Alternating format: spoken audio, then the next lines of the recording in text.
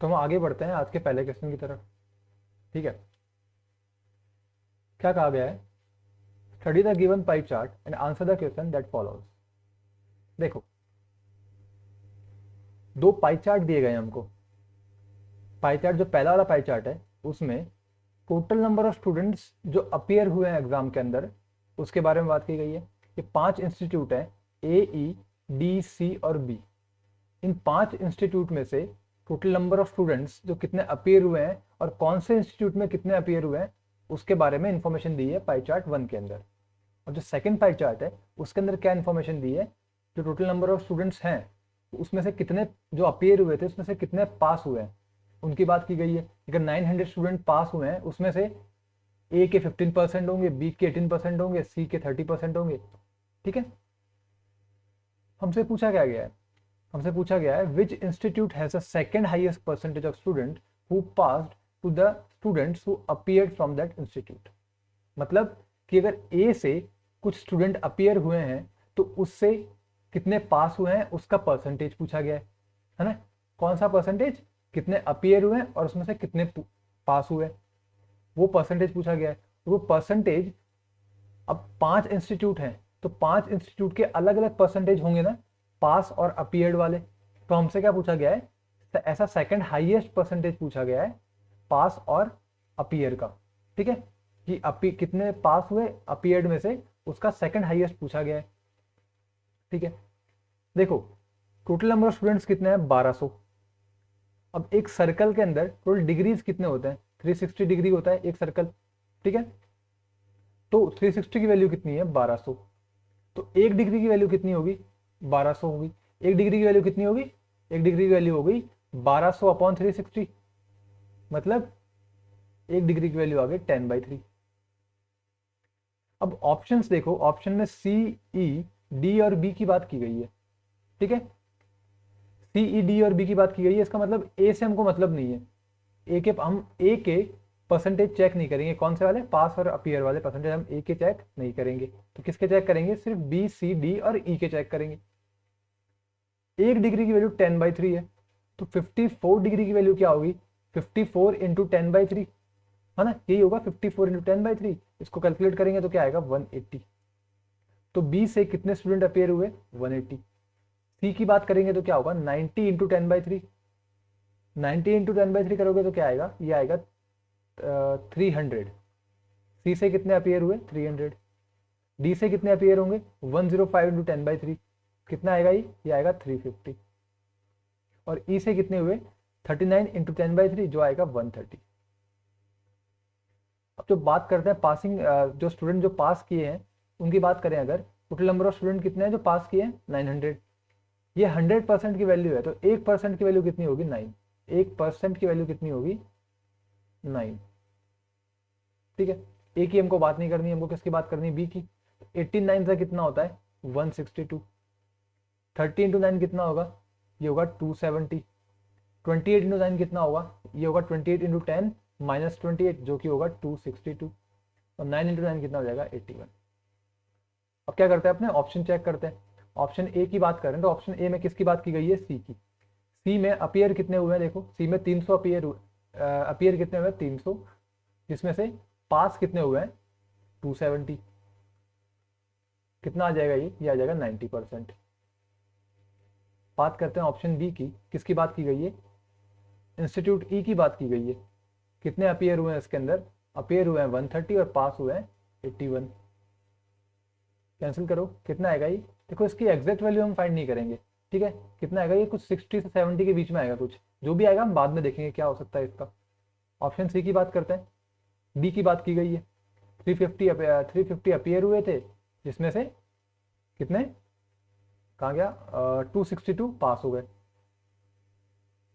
Into 100। Zero से zero cancel, 5 से cancel कर दो तो ये आ जाएगा 2। ये क्या बन जाएगा? 26 इंटू 2 करोगे कितना होगा? 52। 52 प्लस 4, 52। ये बन जाएगा 524 अपॉन 7। तो ये कितना आएगा? 7 7 49। कितना कैरी कितना बचा? 3 और 2 32, 7 चौक 28, 74 पॉइंट समथिंग बनेगा ये।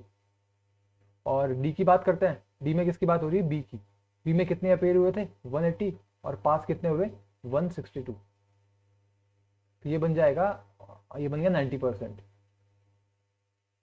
ठीक है, हमसे क्या पूछा गया है, हमसे हाईएस्ट नहीं पूछा गया, हमसे सेकंड हाईएस्ट की बात की गई है। हाईएस्ट कौन कौन से हो गए 90 और 90, मतलब तो सेकंड हाईएस्ट कौन बचा, ये 60 70 के बीच में है और ये 74 पॉइंट समथिंग है, तो सेकंड हाईएस्ट कौन सा आया जो ऑप्शन सी में था, कौन है ऑप्शन सी में, बी, तो अपना आंसर क्या हो जाएगा ऑप्शन सी। बढ़ते हैं अगले क्वेश्चन की तरफ। देखो, radius of a solid right circular cone is 36 centimetre, radius कितनी दी है 36 सेंटीमीटर, एंड इट्स हाइट कितनी दी है 105 centimetre. Total surface area of cone is, अपने से क्या पूछा है टोटल सरफेस एरिया, कोन का टोटल सरफेस एरिया क्या होता है, वो होता है pi r l plus pi r square. इसके अंदर से हम पाई और आर कॉमन ले लें तो क्या बन जाएगा एल प्लस आर, हमसे ये पूछा है। ठीक है, हमारे पास आर है एच है बट एल नहीं है, एल कैसे फाइंड करते हैं, अब कोन की बात करते हैं मगर ऐसा कुछ बनता है कोन। ठीक है, ये उसकी हाइट होती है और ये उसकी रेडियस, और ये होता है एल, लेटरल सरफेस जो बोलते हैं हम उसके, उसकी लेंथ कितनी होगी, ये हो गई एल और ये हो गया आर, ये हो गया एच। हमें एच की वैल्यू दी है, आर की वैल्यू दी है, तो एल की वैल्यू कैसे फाइंड करेंगे, एच का स्क्वायर प्लस आर का स्क्वायर इक्वल्स टू एल का स्क्वायर, यही होता है। एच क्या है अपना 105 का स्क्वायर प्लस 36 का स्क्वायर इक्वल्स टू एल का स्क्वायर। अब देखो 105 का स्क्वायर करना है, अगर जिसके भी लास्ट में 5 होता है उसका स्क्वायर करते हैं तो हम क्या करते हैं, पहले 5 का स्क्वायर कर देते हैं, फिर बाद में, अब यहाँ 10 है, 10 से अगला नंबर कौन सा होता है 11, मल्टीप्लाई कर दो क्या बन जाएगा 110, तो ये क्या हो गया 105 का स्क्वायर हो गया क्या 11025 प्लस 36 का स्क्वायर होता है 1296 इक्वल्स टू एल स्क्वायर। इसको ऐड करो क्या बनेगा, ये बनेगा 6 5 11 1 9 2 11 और 1 12 3 2 1, तो एल स्क्वायर इक्वल टू ये आ गया। ठीक है, अब देखो इसका जो एल की वैल्यू अपने को फाइंड करनी है, इसका जो रूट होगा वही एल की वैल्यू होगी। अब इसका रूट क्या होगा, अलग अलग तरीके हैं इसको फाइंड करने के, बट मैं इसको देख रहा हूँ कि देखो 110 का स्क्वायर करोगे आप तो कितना आता है 12100, तो उसके सबसे क्लोज कौन सा नंबर है, यही नंबर है। अब देखो यहाँ पे लास्ट में 1 दिख रहा है आपको, इसका मतलब ये या तो किसी 1 का स्क्वायर होगा या किसी 9 का स्क्वायर होगा, तभी 1 आता है लास्ट में। ठीक है, तो ये 1 to 1 के काफी क्लोज है, इसका मतलब ये 111 का स्क्वायर है, तो एल की वैल्यू कितनी आ गई अपनी 111, तो पाई आर, एल की वैल्यू कितनी है 111 प्लस पाई कितना है 36, तो ये बन जाएगा 147 इंटू आर कितना है अपना, आर अपना है 36 पाई। अब देख रहे हैं आप कि इसके ऑप्शंस दिए हुए हैं और सबका यूनिट डिजिट डिफरेंट डिफरेंट है, इसका सेम है बट हम चेक करेंगे 7 इंटू 6 करेंगे तो आएगा लास्ट में 2 आएगा 2 पाई, और जो भी नंबर बनेगा वो ऐसा कुछ नंबर बनेगा जिसका यूनिट डिजिट क्या बनेगा 2। यहाँ पर यूनिट डिजिट 2 वाला सिर्फ एक ही ऑप्शन है जो कि ऑप्शन बी है, वही अपना आंसर है, मल्टीप्लाई करोगे यही आने वाला है। ठीक है, अगले क्वेश्चन की तरफ बढ़ते हैं। Total production of fertilisers by country y in 2017-19, ठीक है, वाई जो है उसकी बात कर रहे हैं, और कौन कौन से ईयर की बात कर रहे हैं 17 और 19 की। 265 प्लस 285 ऐड करो कितना होगा, ये होगा 290 490 और 550 हो गया। ठीक है, and by country x in 2016, x 2016 में कितना है 220 ऐड कर दो, ये बन जाएगा 770। is what percentage of total production of fertilizers by country Z in 2016, 18 and 20। Z का 16, 18 और 20 का कितना परसेंटेज है 770, यही पूछा गया है हमसे। Z का 16 कितना है 320, 18 में कितना है 360, ऐड करो कितना होगा 680, और 20 में कितना है 420, 680 और 420 ऐड करोगे तो जाएगा 1100। कितना परसेंटेज है, साफ दिख रहा है 70% है, तो आंसर क्या होगा अपना बी। अगले क्वेश्चन की तरफ बढ़ते हैं। What is difference between interest on 50,000 for 1 year at 8% per annum compounded half yearly and yearly. देखो अगर ईयरली कंपाउंडेड करते हैं तो 8% का 8% ही रहने वाला है, ठीक है, कंपाउंड इंटरेस्ट का। लेकिन अगर हाफ ईयरली करते हैं तो क्या होता है, हमको पता है कि 4% होगा फर्स्ट 6 मंथ्स के लिए और सेकंड 6 मंथ के लिए 4% होगा, यही होगा। हमको पता है जो कंपाउंड इंटरेस्ट है वो सक्सेसिवली इंक्रीज होता है, तो इस 4% पे हम क्या कर देंगे, सक्सेसिव इंक्रीज का फॉर्मूला लगा देंगे, जो क्या होगा 4 + 4 ± 16/100। क्या बन जाएगा, ये बन जाएगा 8.16%। तो अगर ये हाफ ईयरली कंपाउंडेड होता तो उस केस में 8.16% बनता, और अगर ईयरली कंपाउंडेड है उस केस में 8% बनाए। तो कितना एक्स्ट्रा बनाए, 0.16% एक्स्ट्रा बनाए, 0.16% एक्स्ट्रा मिला है ना, अगर वो हाफ ईयरली हो रहा है तो हमें क्या दिखा है, डिफरेंस कितना है, वो डिफरेंस यही तो है 0.16%। किसका, 50,000 का। करो कितना आएगा ये, 16/10,000 इंटू 10,000 इंटू 50,000। कैंसिल कर दो इसको पूरे को, ये बन जाएगा 16×5 = 80। क्या आ जाएगा आंसर, डी अपना।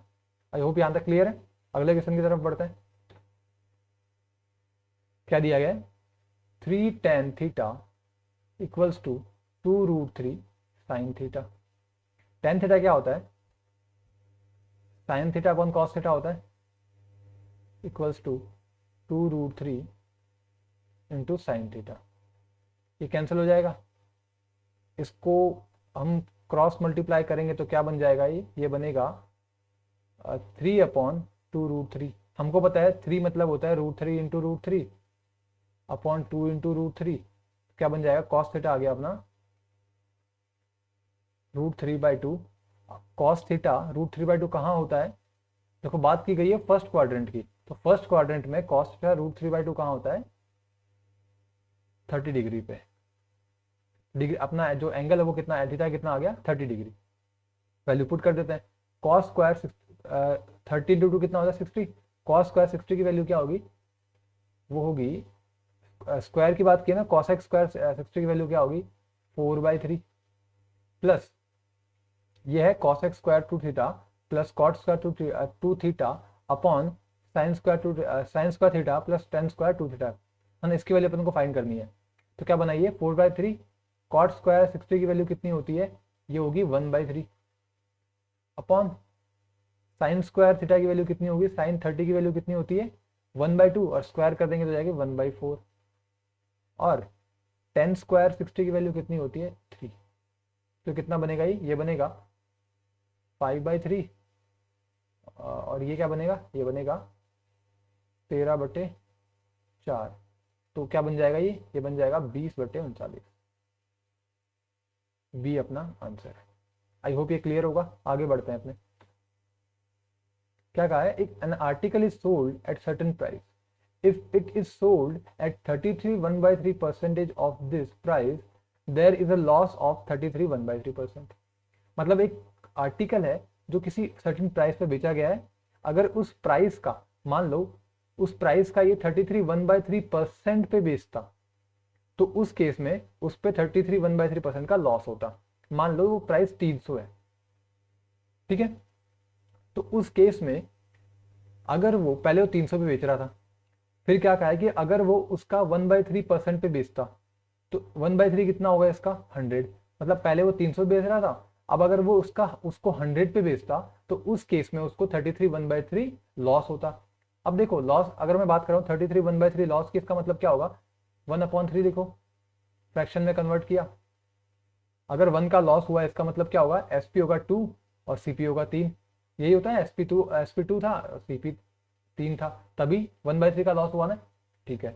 तो उसने कहा है कि जब वो 100 रुपये में बेचता है तो 100 क्या हो गया, एसपी हो गया, ठीक है, जिसकी वैल्यू क्या हो गई 2, और तो उसका सीपी कितना रहा होगा 3। करो मल्टीप्लाई, क्या बनेगा, ये बनेगा 150। तो मतलब उसका सीपी कितना आ गया 150।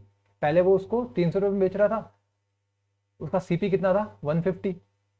अब क्या बात कर रहा है कि what is the percentage profit if the article is sold eight 80% of its original selling price.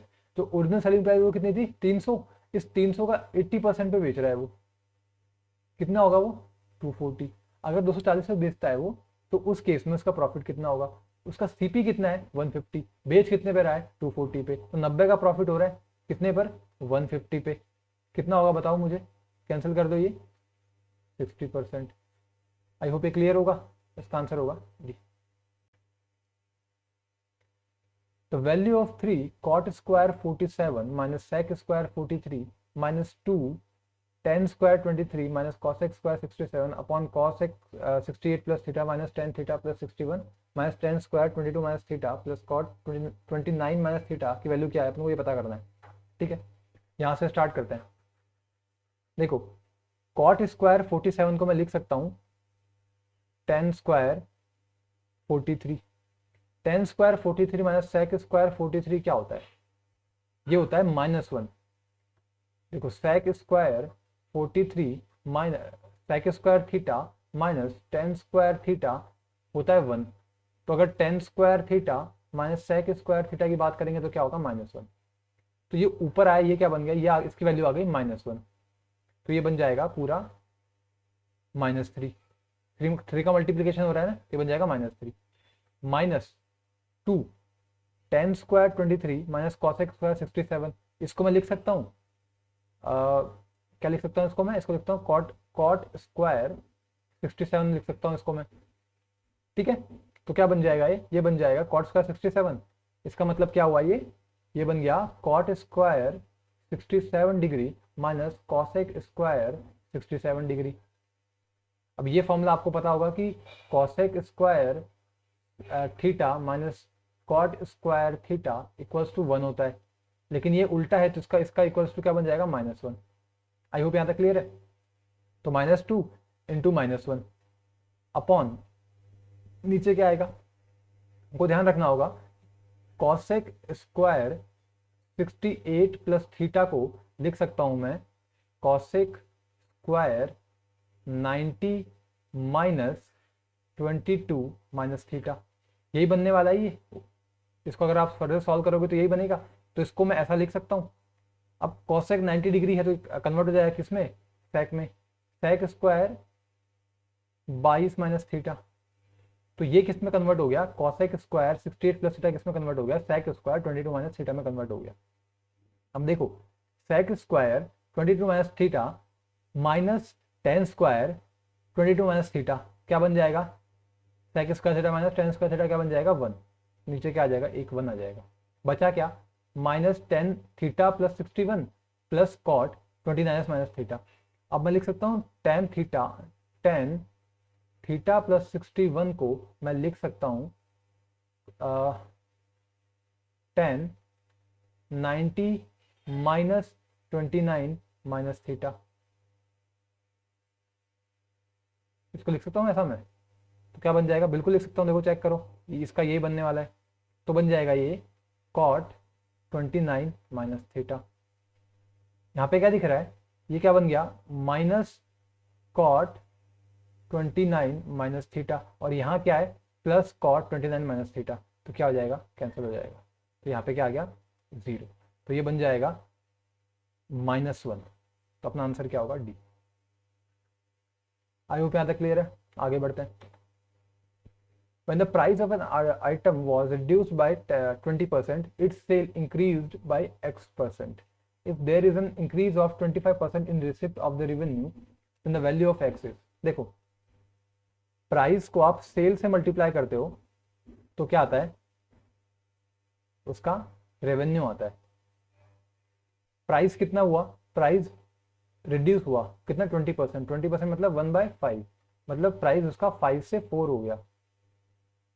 ठीक है, और कितने का इंक्रीज हुआ, 25% का इंक्रीज हुआ किस पे, रेवेन्यू पे। रेवेन्यू पे कितना इंक्रीज हुआ 25%, मतलब 1/4, 4 से 5 हुआ होगा, कितना हो गया 4 से 5। मुझे पता है कि P को S से मल्टीप्लाई करूंगा तो R आएगा, मैं 5 में क्या मल्टीप्लाई करूं कि 4 आए। आप कहोगे मैं 5 में अगर मैं 4/5 मल्टीप्लाई करता हूं तो 4 आएगा, और मैं 4 के अंदर 5/4 मल्टीप्लाई करूंगा तो 5 आएगा। ठीक है, तो ये किसका रेशियो बन गया, ये रेशियो बन गया उसके सेल का। क्रॉस मल्टीप्लाई करो इसको, सिंपल रेशियो बनाओ तो बनेगा ये 16:25, मतलब सेल पहले 16 था बाद में 25 हो गया, तो कितना इंक्रीज हुआ, 16 पे इंक्रीज हुआ 9 का, इंटू 100, तो ये कितना बनेगा 16 पंजे 80, 10 रिमाइंडर बचा है इसका, ठीक है 16 6 96, 56 पॉइंट समथिंग बनेगा। देखो क्या होगा इसका आंसर, आंसर होगा सी। आई होप क्लियर होगा इतना, आगे बढ़ते हैं। The slant height and radius of a right circular cone are in ratio 29:20 if its volume is 4838.4 pi centimetre cube then its radius अपने को रेडियस पता करना है। किसकी बात हो रही है, एक सर्कुलर कोन की बात हो रही है। हाइट कितनी है इसकी, हाइट का रेशियो ना, हाइट का रेडियस का रेशियो है, सॉरी स्लैंट हाइट और रेडियस का रेशियो है। स्लैंट हाइट का रेशियो कितना है 29x, रेडियस कितनी है 20x, रेशियो है ठीक है। और रेडियस और एल की वैल्यू हो गई। आपको पता होगा कि हाइट का स्क्वायर प्लस आर का स्क्वायर इक्वल्स टू होता है एल का स्क्वायर। तो क्या होगा, हाइट कितनी है अपनों को हाइट की वैल्यू पता करनी है, एच का स्क्वायर प्लस आर कितना है 20x का स्क्वायर इक्वल्स टू 29x का होल स्क्वायर आने वाला है, ठीक है। तो एच की जो वैल्यू आएगी वो आएगी यहाँ से 21x, तो एच कितना आ जाएगा अपना 21x, ठीक है। एच आ गया अपना, अपने को क्या पता करना है अभी, वॉल्यूम गिवन है, अपन को रेडियस मालूम करना है। तो 1/3 पाई आर स्क्वायर एच, ये क्या होता है वॉल्यूम ऑफ कौन, ठीक है। किसके बराबर है 4838.4 पाई के बराबर है। पाई से पाई कैंसिल करो, ठीक है। आर कितना है अपना 20x, स्क्वायर करोगे कितना हो जाएगा 400x बटे 3। एच कितना है अपना 21x इक्वल्स टू 4838/10। ये लिख सकता हूँ मैं, ये पॉइंट को हटा के 10 लिख दिया मैंने नीचे। और क्या करेंगे अपन इसका, कुछ तो और भी कर सकते हैं, 7 से कैंसिल कर दो, 7 या 21, 3 से 3 कैंसिल कर दो, ठीक है। और 7 से इसको डिवाइड करो कितना आएगा 7 6 42, और कितना आएगा 6 बचा, 7 9 63, 7 1 7, 7 2 14। 4 से डिवाइड कर दो क्या बनेगा 4 1 4, 4 7 28, 4 2 8, 4 8 32, ठीक है। और इस 100 को नीचे भेज देते तो एक्स क्या आ गया अपना, एक्स क्यूब आ गया। ये एक्स का स्क्वायर होता और ये एक्स क्यूब आ जाएगा कितना 1728/1000। तो एक्स कितना आ गया अपना, क्यूब रूट कर दो 1728 का कितना होता है 12, और 1000 का कितना होता है 10। तो एक्स की वैल्यू क्या आ गई 12/10। हमसे क्या पूछा है रेडियस, कितना होगा 20 × 12/10, जो कि किसके बराबर होगा 24 के। बी अपना आंसर होगा। आगे बढ़ते हैं, क्या कहा है, the selling price of 7 article, 7 का एसपी किसके बराबर है 8 के सीपी के बराबर है। तो एसपी अपॉन सीपी का रेशियो क्या आ गया 8:7। बहुत ही सिंपल सा सवाल है ये। सीपी 7 एसपी 8, तो 1/7 प्रॉफिट होगा, जो किसके बराबर होगा 14, 14 2/7 के बराबर होगा। अगले क्वेश्चन की तरफ बढ़ते हैं। क्या कह रहा है हमारा अगला question, in an exam average marks of a student पर पेपर वर 71 क्या थे पहले, उसके एवरेज मार्क्स थे। फिर क्या हुआ, फिर if he would have obtain 35 more marks in science, उसके साइंस में उसने 35 मार्क एक्स्ट्रा स्कोर किए, 11 मार्क्स एक्स्ट्रा स्कोर किए कहाँ पर हिस्ट्री में, और 4 मार्क एक्स्ट्रा स्कोर किए कहाँ पर कंप्यूटर साइंस में। तो टोटल एक्स्ट्रा कितने स्कोर कर दिए उसने 50 मार्क्स। एवरेज 71 था, कहाँ पहुंच गया 76 पर। कितना इंक्रीज हुआ 5 का, एवरेज कितना इंक्रीज हुआ 5 का। अब ये 5 क्यों इंक्रीज हुआ, क्योंकि यहाँ पे 50 एक्स्ट्रा मार्क्स थे। अब एवरेज का मतलब क्या होता है, एवरेज का मतलब होता है इक्वल डिस्ट्रीब्यूशन, है ना। क्या होता है इक्वल डिस्ट्रीब्यूशन, जितना भी मिला एक्स्ट्रा उसको इक्वली डिवाइड कर दिया तो क्या हो गया वो एवरेज हो गया। अब 50 को मैं इक्वल डिवाइड का मतलब क्या हुआ, सभी सब्जेक्ट को उतना ही मिलना, है ना। तो अगर सब्जेक्ट एक्स है तो 50 अपना एक्स करूंगा मैं, तो एवरेज कितना आ जाएगा 5 आना चाहिए। 50 एक्स्ट्रा मार्क्स थे और ये एक्स्ट्रा एवरेज कितना है 5, 50 अपॉन एक्स करूंगा तो 5 आना चाहिए। तो यहाँ से एक्स की वैल्यू क्या आ जाएगी 10 आ जाएगी। नंबर ऑफ सब्जेक्ट क्या हो जाएंगे 10, एक्स क्या था नंबर ऑफ सब्जेक्ट। हमने क्या किया एक्स्ट्रा मार्क को नंबर ऑफ सब्जेक्ट में से डिवाइड कर दिया, तो हमारी एवरेज आ गई एक्स्ट्रा वाली, और यहाँ से अपने एक्स की वैल्यू फाइंड कर ली। एक्स की वैल्यू कितनी है 10। आई होप क्लियर है ये। आगे बढ़ते हैं, क्या कहा है, P Q R in triangle P Q R, एक ट्राइंगल अपने पास पी क्यू आर नाम से, P Q R, S is a point on side Q R पे एक पॉइंट है एस, ठीक है। The side Q R such that Q P S equals to 1/2 of P S R. क्या कह रहा है कि जो Q R such that angle Q P S की बात करते हैं, चलो एंगल क्यू पी एस अगर एक्स है तो पी एस आर क्या होगा 2x, पी एस आर क्या होगा 2x, ठीक है। अगर ये x है तो ये 2x हो गया। ध्यान रखो ये और ये एंगल का सम क्या होता है, ये एंगल होता है ना, इस एंगल का और इस एंगल का सम क्या होता है, ये एंगल होता है। तो अगर ये 2x है, ये x है, तो ये भी है, ये x होना चाहिए, बिल्कुल ठीक है। क्यू पी आर की बात करते हैं, क्यू पी आर कितना है अपना, क्यू पी आर अपना है 78 डिग्री, पी आर एस कितना है अपना 44 डिग्री, कितना है 44 डिग्री। तो यहाँ से हम पी क्यू आर निकाल सकते हैं, 78 प्लस 44 कितना होगा, ये होगा अपना 122 होना चाहिए मेरे हिसाब से, 122 डिग्री। ये 122 हुआ प्लस एक्स 180 होता है, ट्राइंगल के तीनों एंगल का सम क्या होता है 180, ये 122 हो गया, तो एक्स कितना होगा अपना 122 माइनस 180 माइनस 122, कितना आना चाहिए बताओ, एक्स आ गया अपना 58, ठीक है। अपन को मालूम क्या करना है, पी क्यू एस मालूम करना है अपन को, पी एस क्यू मालूम करना है, ये वाला एंगल अपन को मालूम करना है। अगर मैं 180 में से 2x माइनस कर दूं तो क्या आ जाएगा, ये वाला एंगल आ जाएगा अपना।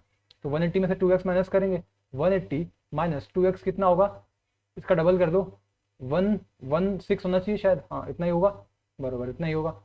क्या आ जाएगा बताओ 64 डिग्री। आंसर क्या हो गया अपना बी 64। आई होप क्लियर है ये। आगे बढ़ते हैं, इसको देखते हैं इसका क्या करना पड़ेगा अपन को। सबसे पहले हम देखते हैं ऑफ वाला, जहाँ पर भी ऑफ है उसको सॉल्व करने का ट्राई करते हैं।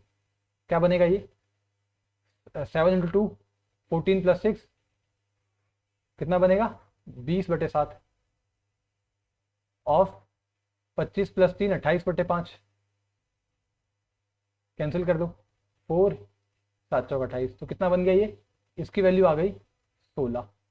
अब ये कितना बनेगा 3 एकम 3 और 4/3, 4/3 डिवाइडेड बाय 16, इसका मतलब ऐसा लिख सकते हैं अपन 1/16, ठीक है। 4/3 को अपने 16 से भाग दो या तो फिर मल्टीप्लाई कर दो 1/16 से, एक ही बात है। पहले ब्रैकेट का काम तो हो गया अपना, बात करते हैं सेकंड ब्रैकेट की। फिर से ऑफ को सॉल्व करने का ट्राई करते हैं। क्या बनेगा देखो, ये बनेगा 4 दूनी 8 9/2 इंटू 5 से 15 16/3, 3 3 9 2 8 16, कितना बनेगा 8 3 24, तो ये कितना बन गया 24। ये कितना बन रहा था, ये बन रहा था 6 5 30 32/5 को डिवाइड करना है 24 से, ठीक है। 32/5 को डिवाइड करना है 24 से, इसको लिख सकते हैं अपने इंटू 1/24, एक ही बात है, ठीक है। इसको हम मल्टीप्लाई कर रहे हैं इससे। थर्ड वाले की बात करते हैं। सबसे पहले ऑफ को सॉल्व करते हैं, तो क्या बनेगा ये 5/9 इंटू 5 एकम 5 6/5, क्या बनेगा ये 5 से 5 कैंसिल, 3 6 और 3 3 9, तो ये बन गया 2/3, ये बन गया अपना 2/3। फिर ऑफ के बाद क्या सॉल्व करते हैं हम, डिवीजन सॉल्व करते हैं, तो क्या बनेगा ये बनेगा 3 6 7 8/3, 8/3 और को डिवाइड करना है अपन को 2/3 से। अगर 8/3 को अपन को 2/3 से डिवाइड करना है तो उसको लिख सकते हैं अपने मल्टीप्लाइड बाय 3/2, उल्टा करके लिख दिया मैंने, 3 से 3 कैंसिल और ये कितना आ गया 4। तो टोटली इसकी वैल्यू क्या आ गई पूरे की 4, बचा क्या 3 इंटू 4 3/4, लिख सकते हैं अपने 3/4, इसको मैं यहाँ लिख देता हूँ 3/4 इंटू 4, कैंसिल होगा 4, तो क्या बनेगा ये 3। अब इसको डिवाइड करना है 3 से, या फिर मैं लिख सकता हूँ 1/3 से मल्टीप्लाई करना है, एक ही बात है, जो भी कैंसिल होता है कैंसिल कर दो, 8 चौक 32 8 3 24, ठीक है। और क्या होगा 4 से 4 16 से 16 गया, क्या बचेगा ये 15 इंटू 9 1/15 इंटू 9 बचेगा, मतलब 1/135, यही बचेगा, ठीक है। क्या बनेगा 0.007 समथिंग बनेगा। ठीक है, तो ये कहाँ से आ जाएगा, ये आ जाएगा, इसका आंसर हो जाएगा ए, 0.007 से 0.008 के बीच में कुछ आएगा। ठीक है, आई होप क्लियर है ये। आगे बढ़ते हैं हम। क्या दिया है, 2x minus Y equals to 2 और xy इक्वल्स टू 3/2। एक काम करो, y की वैल्यू पुट कर दो, 3/2x बन जाएगा ये। यहाँ से क्या बन जाएगा, y equals to 3/2x put कर दो यहाँ पे। 2x minus 3/2x equals to 2 क्या बनेगा ये, 4x square minus 3 equals to 4x।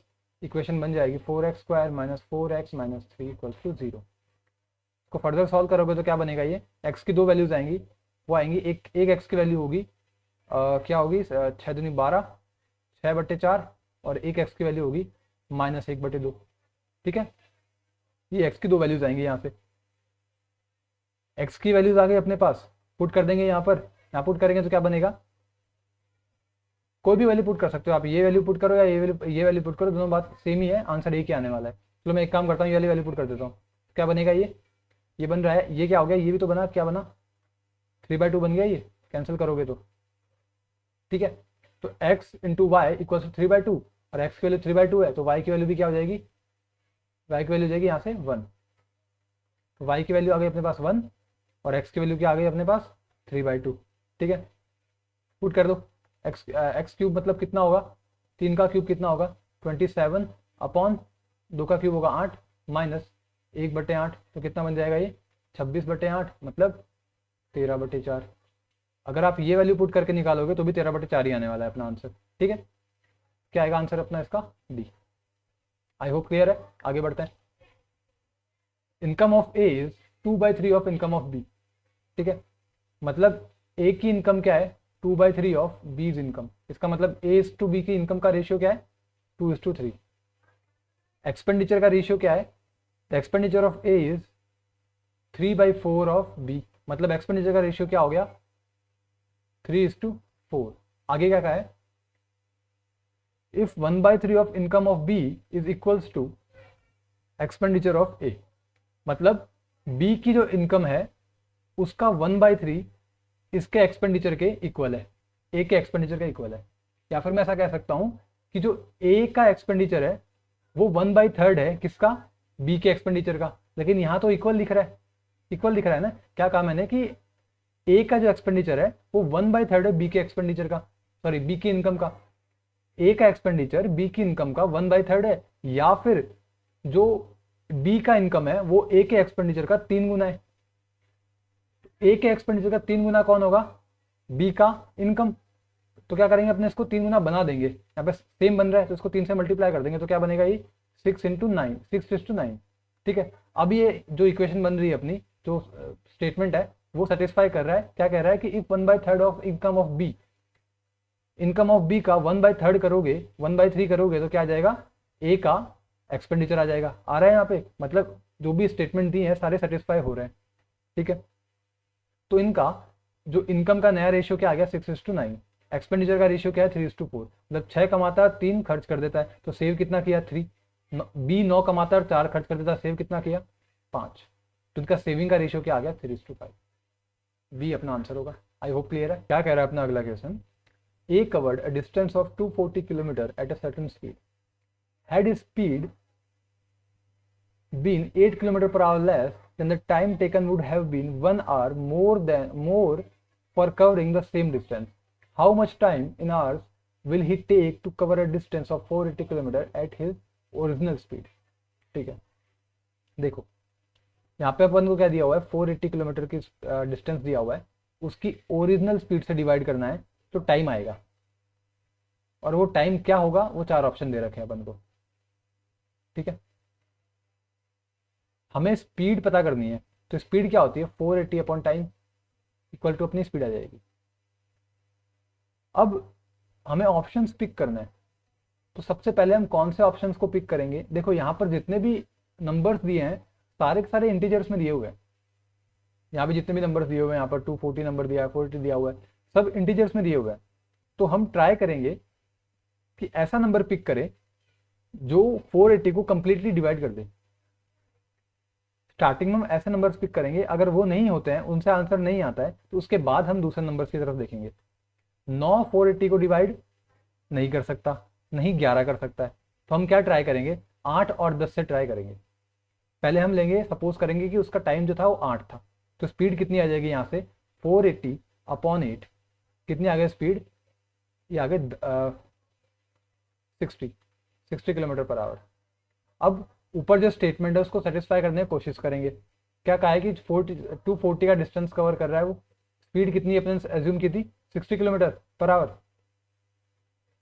तो कितना आएगा आंसर, टाइम आएगा 4। ठीक है। और क्या कहा है इसके अंदर कि अगर वो इस जो स्पीड है उससे 8 किलोमीटर कम की स्पीड कर देगा, मतलब 52 की स्पीड कर देगा, तो उस केस में 1 घंटा बढ़ जाएगा, मतलब 5 घंटे आएंगे, और उसको 5 घंटे लगेंगे 240 कवर करने में। क्या सेटिस्फाई कर रहा है इसको, ये आपको दिख रहा है साफ साफ कि सेटिस्फाई नहीं कर रहा है। ठीक है, इसका मतलब अपने जो एज्यूम किया था 8 उसकी स्पीड, वो उसकी स्पीड 8 नहीं है, तो आंसर ए नहीं है। तो क्या हो सकता है, बी हो सकता है। ट्राई करते हैं। 480 अपॉन 10, कैंसिल करो, स्पीड कितनी आ गई, 48 किलोमीटर पर आवर। ठीक है, अब वही फिर से ट्राई करेंगे सेटिस्फाई करने का इक्वेशन को। 240 अपॉन 48, कैंसिल करो, 5 आवर्स लगेगा टाइम। ठीक है, 5 आवर्स लगेगा। अब स्पीड 8 से कम हो गई, 40 की स्पीड से 240 कवर कर रहा है, तो कितना टाइम लगेगा, 6 घंटे। क्या क्या इक्वेशन थी, क्या स्टेटमेंट थे कि जो अगर वो 40 ओरिजिनल स्पीड से ट्रैवल करेगा तब 5 घंटे, मतलब कुछ टाइम लग रहा होगा, और जब स्पीड कम कर देगा तो उससे 1 घंटा एक्स्ट्रा टाइम लगेगा। तो सारे के सारे स्टेटमेंट्स यहाँ पर हमारे सेटिस्फाई हो गए, तो इसका मतलब आंसर क्या होगा अपना, डी। आई होप क्लियर है। आगे बढ़ते हैं। A sum of money becomes 11,880 after 4 years and 17,820 after 6 years on compound interest. The interest is compounded annually. What is the half of the sum? Compound interest के लिए आपको एक चीज ध्यान में रखनी होगी कि जो टाइम के हिसाब से जो रेशियो होता है वो हमेशा कांस्टेंट होता है। क्या कहा मैंने, जैसे मैंने कहा रेट की बात करता हूँ मैं। क्या कह रहा है अपना अगला question, a sum of money becomes 11,880 after 4 years and 17,820 after 6 years on compound interest. The interest is compounded annually. What is the half of the sum? जब भी हम बात करते हैं कंपाउंड इंटरेस्ट की, तो उस केस में जो रेशियो होता है रेट का, ठीक है, वो हमेशा कांस्टेंट होता है। मतलब सपोज करो प्रिंसिपल जो था, रेट 10 से 11 हो गया मान लो वो 1 साल के अंदर, तो अगले साल वो फिर से 10 से 11 होगा। अगले साल फर्स्ट ईयर वो अगर 10 से 11 हुआ है तो दूसरे साल वो फिर से 10 से 11 होगा, तीसरे साल फिर से 10 से 11 होगा वो। ठीक है, तो जो रेशियो हमेशा कांस्टेंट रहता है। ठीक है, इतना क्लियर है। तो वैसे ही अगर वो, मैं बात कर रहा हूँ चौथे साल छठे साल की, हम बात कर रहे थे 4th एंड 6th ईयर की। ठीक है, तो अगर हम रेशियो निकाल लें इनका, 4th और 6th वाले का, 4th और 6th वाले का रेशियो निकाल ले। 4th ईयर में कितना हो गया था अमाउंट टोटल मिला के 880 और 17,820, क्या रेशियो बनेगा इनका, ट्राई करो, देखो 11 से डिवाइड होगा ये 108, और ये कितना बनेगा 11 1 11 62। ठीक है, ये 54 से डिवाइड होगा तो बनेगा 2:3। क्या रेशियो बना, 2:3। मतलब हर साल में जो अमाउंट है वो 2 से 3 हो जाता है। ठीक है, जो प्रिंसिपल रहा होगा फर्स्ट ईयर वो 2 से 3 हुआ होगा सेकेंड ईयर में, 4th ईयर में वो फिर से 2 से 3 हुआ होगा, और 6th ईयर में वो फिर से 2 से 3 हुआ होगा। ऐसा ही हुआ होगा। 3 रेशियो आ गए अपने पास। इन 3 रेशियो को हमको फिर से क्या करेंगे, इन तीन रेशियो को हम स्केलिंग कर लेंगे, एक रेशियो में कन्वर्ट कर देंगे। ठीक है, तो प्रिंसिपल स्टार्टिंग में कितना था, 2 × 2 × 2 कितना बनेगा 8। बाकी बीच के रेशियो से हमको मतलब नहीं है, हमको किससे मतलब है, लास्ट में 6th ईयर में कितना बन गया, कितना होगा 3 × 3 × 3 कितना बनेगा ये 27। मतलब वो जो 8 था वो लास्ट में 6 साल बाद 27 बन गया। ठीक है, और 27 की वैल्यू हमको दी हुई है कि 6 साल बाद वो अमाउंट कितना हो गया 17,820। तो क्या दिया हुआ है अपन को, 27 की अपन को वैल्यू दी है कितनी, 17,820। पूछा क्या है हमसे, सम पूछा है। सम नहीं पूछा, सम का हाफ पूछा है। सम कितना था 8, 8 का हाफ कितना होगा 4। ठीक है, ये हमसे पूछा है। हमको दिख रहा है 4 है, क्या ये 4 27 से कैंसिल होगा? नहीं होगा। मतलब हर केस में ये 4 तो आने ही वाला है। जो भी आंसर बनेगा इसका टोटल फाइनल में, वो आंसर जो होगा वो 4 का मल्टीपल होगा, है ना। वो जो भी आंसर बनेगा वो 4 से मल्टीप्लाई होगा। अब 4 से मल्टीप्लाई होगा, इसका मतलब क्या हो, नंबर 4 से डिवाइड भी होगा। जो भी आंसर होगा 4 से डिवाइड भी होगा। अब चेक करते हैं हम इसके अंदर, क्या ये 4 से डिवाइड हो रहा है? नहीं हो रहा। इसका मतलब इसके अंदर 4 मल्टीप्लाई नहीं हुआ है, मतलब ये वो आंसर नहीं हो सकता। क्या इसके अंदर 4 डिवाइड हो रहा है? नहीं हो रहा। इसका मतलब इसके अंदर 4 मल्टीप्लाई भी नहीं हुआ है। इसका मतलब क्या, ये भी आंसर नहीं हो सकता। ये 4 से डिवाइड हो रहा है, ये आंसर हो सकता है। ये 4 से डिवाइड नहीं हो रहा है, तो ये भी आंसर नहीं हो सकता। तो आंसर क्या होगा? क्या सिर्फ सी आंसर हो सकता है, बाकी सारे 4 से डिवाइड नहीं हो रहे। और हमको पता है कि जो भी आंसर बनेगा उसमें 4 तो होगा। तो अगर 4 नहीं है इनके अंदर तो सारे आंसर नहीं हो सकते, खाली एक ही आंसर हो सकता है ये। तो आपको कैलकुलेटर, जो आपको कैलकुलेशन करने का टाइम था वो आपका बच गया। यहाँ पे आगे बढ़ते हैं।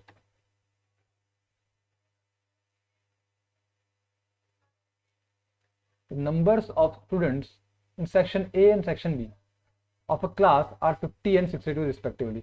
The average score of mathematics of all the students is 75. देखो दो सेक्शन है, इसको हम ट्राई करेंगे एलिगेशन सॉल्व करने का, ए और बी। टोटल एवरेज कितना है? 75। ठीक है, हमको पता है जो क्वांटिटी का रेशियो हम यहाँ पे लिखते हैं, और क्वांटिटी कितनी है? ए में 50 और यहाँ 62। ठीक है, ए का एवरेज हम यहाँ लिखेंगे, बी का एवरेज हम यहाँ लिखेंगे। और हमको क्या पता है कि ए का एवरेज जो है वो बी से 20% ज़्यादा है। मतलब अगर बी का 5 है तो ए का कितना है? 6। तो इसको लिखेंगे 6x और इसको लिखेंगे 5x। हमको पता है कि जो ये 75 है वो इन दोनों में से किसी एक से बड़ा होता है और किसी एक से छोटा होता है ना। दो एवरेज मिक्स होकर तीसरी बन रही है, इसका मतलब क्या होगा, जो तीसरी एवरेज है उन दोनों में से एक में छोटी होगी और एक से बड़ी होगी। अब इन दोनों में से 6x में से 5x में से बड़ा कौन है? 6x। तो मतलब 75 क्या है? 6x से छोटा है बट 5x से बड़ा है। ये मैं क्यों बता रहा हूँ? क्योंकि हमको पता है अगर हम इसके अंदर जो एलिगेशन लगाएंगे तो क्या बनेगा, ये बनेगा ऐसे 6x माइनस 75, इसमें से ये माइनस करेंगे तो ये आएगा इक्वल्स टू 62, और इसमें से 75 में से 5x माइनस करेंगे तो ये आएगा 75 में से 5x माइनस करेंगे तो क्या आएगा 50। रेशियो बनाओ इसका 31 25, क्रॉस मल्टीप्लाई कर दो। 25 इंटू 6 कितना होगा? 150x माइनस 75 इंटू 25, इसको मल्टीप्लाई नहीं करना है। 75 इंटू 31 मल्टीप्लाई नहीं करना है, इसको मल्टीप्लाई करना है। 5x को 31 से मल्टीप्लाई करो आएगा 155x। यहाँ इसको भेज दो, क्या बनेगा? 305x इक्वल्स टू 75 कॉमन ले लेंगे यहाँ भेज के, इस साइड भेज के, और 25 और 31 को ऐड कर देंगे 56। तो x कितना आ जाएगा अपना? 75 इंटू 56 अपॉन 305। ठीक है, अपन को 6x पता करना है, तो इसको हम क्या करेंगे? 6x क्या होगा? 6 से मल्टीप्लाई कर देंगे 75 इंटू, एक काम करते हैं इसको अपन डिवाइड भी कर देते हैं। 56 था ये। ठीक है, इसको अपन डिवाइड कर देते हैं 5 से, ये बनेगा 15 और ये बनेगा 61। तो क्या बन गया? 75 इंटू 75 नहीं बनेगा, फिर बनेगा ये 15 इंटू 56 करो, कितना होगा? 15 इंटू 56 होगा 560 प्लस 280, कितना होगा? ये हो जाएगा 840 अपॉन 61 इंटू 6। अब क्या करते हैं अपने इसको अप्रॉक्सीमेट करते हैं। देखो डायरेक्ट ये कैंसिल होगा नहीं, इसको मैं 0 मान लेता हूँ एक बार, 0 से कैंसिल हो जाएगा, ये आ जाएगा 84 समथिंग। ठीक है, तो गलती क्या करते हैं इसके अंदर लोग, 84 के आसपास आंसर देख के इसको टिक कर देते हैं, लेकिन ये अपना आंसर नहीं है। आपको ये समझना होगा। देखो कि अगर मैं 20 को 5 से डिवाइड कर रहा हूँ तो आंसर क्या आया? 4। अगर मैंने डिनोमिनेटर को डिक्रीज कर दिया तो असली आंसर क्या हो गया? आना क्या चाहिए था? 4, लेकिन आंसर क्या आ गया? बढ़ के आ गया। तो जो एक्चुअल आंसर था उससे आंसर बढ़ के आ गया ना। तो जो अगर मैंने डिनोमिनेटर को डिक्रीज किया है, अगर मैंने डिनोमिनेटर को डिक्रीज किया है तो उस केस के अंदर जो आंसर आया वो ओरिजिनल आंसर से बड़ा आया। मतलब ओरिजिनल आंसर क्या होगा? डिनोमिनेटर डिक्रीज करने पर ओरिजिनल आंसर छोटा आना चाहिए। यहाँ पे मैंने डिनोमिनेटर डिक्रीज किया ना, अगर डिनोमिनेटर डिक्रीज किया है तो जो आंसर आया ओरिजिनल आंसर, ये 84 से छोटा आना चाहिए था। अब ये जो आंसर है ये 84 से बड़ा है। ठीक है, तो 84.3 तो कभी नहीं आ सकता, 84 से छोटा आएगा। अब 84 से छोटा उसके सबसे पास वाला आंसर क्या है, डी। तो इस जो भी अपना आंसर होगा वो क्या होगा, डी। आई होप क्लियर है इतना। आगे बढ़ते हैं। क्या कहा है, if the sum of 40% of a number and 30% of the same number is 70। बहुत सिंपल है ये तो। कोई भी नंबर है उसका 40% और उसका 30% ऐड करो तो क्या है, 70% के बराबर आता है, 70 के बराबर आता है। 70% की वैल्यू अगर 70 है तो नंबर क्या होगा, 100। क्लियर है इतना। आगे बढ़ते हैं। A solid metallic cuboid of dimension 12, 54, 72 centimeter is melted and converted into 8 cubes. Convert किया है किसमें, 8 क्यूब्स में। 54 इंटू 72, 8 क्यूब में। अब क्यूब का अगर साइड ए हुआ, स्मॉल क्यूब की साइड ए हुई तो उसका क्यूब होगा, यहाँ पे वॉल्यूम सेम होगा ना, 8 क्यूब का किसके वॉल्यूम के बराबर होगा, उस क्यूबॉइड के वॉल्यूम के बराबर। कैंसिल करो, ये कितना होगा, 9। ये बनेगा, देखो ये क्यूब है, ए क्यूब है, या तो पूरे को मल्टीप्लाई करके उसका क्यूब निकालो, क्यूब रूट निकालो ए फाइंड करने के लिए, या फिर क्या करो, नंबर्स के क्यूब ढूंढो। जैसे मुझे दिख रहा है 12 है यहाँ पे, उसको मैं 4 निकाल लूंगा, 4 3 12, और यहाँ से मैं 2 निकाल लूंगा। कितना बनेगा ये बनेगा